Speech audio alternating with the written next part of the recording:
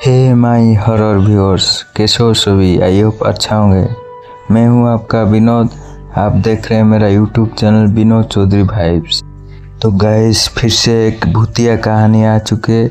अगर कहानी पसंद आया तो लाइक करना, शेयर करना, कमेंट करना और ऐसे ही हॉरर और इंटरेस्टिंग कहानी देखने के लिए हमारे चैनल को सब्सक्राइब करना। आशा करता हूँ आज का स्टोरी पसंद आएगा। तो चलिए वीडियो शुरू। एक कहानी थी 2025 की, एक ऐसी खूंखार और रहस्यमयी घने जंगल की जो इंसान को अपने गहरे अंधेरे में छिपा लेती थी, जिसे स्थानीय लोग खूनी जंगल कहते थे। ये जंगल न केवल अपनी घनी हरियाली और अनजान रास्तों के लिए कुख्यात था, बल्कि उन रहस्यमयी कहानियों के लिए भी जो पीढ़ियों से चली आ रही थी। कहा जाता था कि जो इस जंगल में रात को जाता है वह कभी वापस नहीं लौटता। जंगल की साइबान में छिपा था एक प्राचीन शाप जो हर कदम पर डर का माहौल बनाए रखता था। चारों दोस्त जंगल में प्रवेश करते हैं।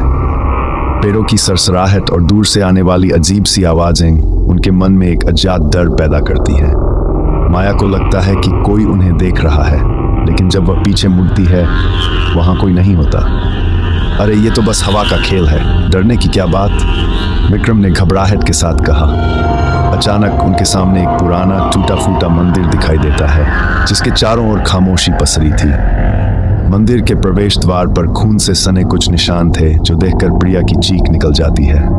सैकड़ों साल पहले एक क्रूर शिकारी ने जंगल के पवित्र जानवरों का शिकार किया था, जिसके कारण जंगल की आत्मा ने उसे और उसके वंश को शाप दिया था। शाप के अनुसार जो भी इस जंगल में रात बिताएगा वह शिकारी की भटकती आत्मा का शिकार बनेगा। किताब में लिखा था कि केवल एक प्राचीन मंत्र ही इस शाप को तोड़ सकता है, लेकिन वह मंत्र जंगल के सबसे गहरे हिस्से में छिपा है। रोहन को यह सब अंधविश्वास लगता था, लेकिन माया और प्रिया डर से कांप रही थी। विक्रम, जो अब तक मजाक कर रहा था, अब चुप हो चुका था। अचानक मंदिर के बाहर से एक भयानक चीख सुनाई देती है। उनके टेंट का सामान बिखरा हुआ मिलता है। उनके बैग में रखा खाना गायब था और पेड़ों पर खून के ताजा निशान दिखाई दे रहे थे। नरेटर ने चेतावनी में कहा। रात होने लगती है और जंगल में अंधेरा छा जाता है। चारों दोस्त अब अलग अलग दिशाओं में बिखर चुके थे, क्योंकि डर के मारे वे एक दूसरे से भटक गए थे। दूर से रोहन को एक छाया दिखाई देती है, एक लंबा काला साया जिसके हाथ में एक पुराना जंग लगा हुआ हथियार था। दोस्तों, तुम कहाँ हो? रोहन घबराकर चिल्लाया।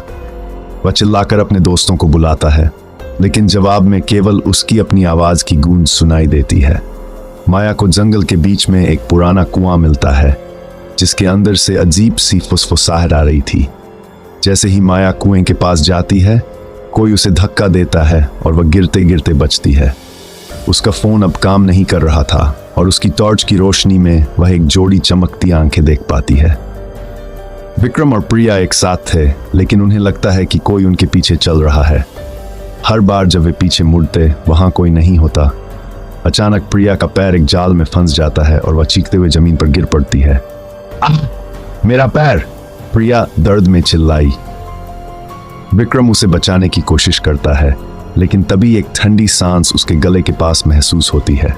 कई घंटों की भटकन के बाद चारों दोस्त किसी तरह फिर से एक साथ आ जाते हैं।